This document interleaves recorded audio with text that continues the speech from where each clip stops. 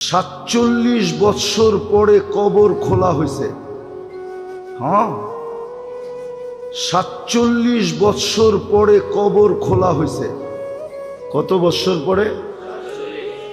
47 বৎসর পরে সুলতান মাহমুদ গজনবী রহমতুল্লাহ আলাইহির কবর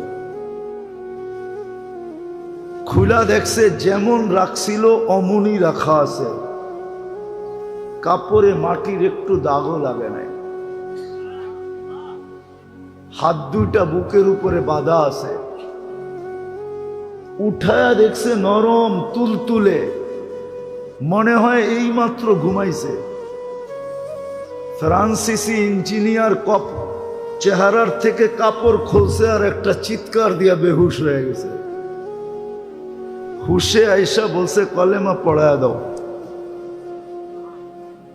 বলছে কি দেখা কলেমা পড়লা? বলে ওটা বলা যাবে না, কি দেখা কলেমা পড়লাম। পড়ায়া দাও, এটা বলতেছি পড়ায়া দাও। মনে হইতেছে এক্ষণ ঘুমাইল।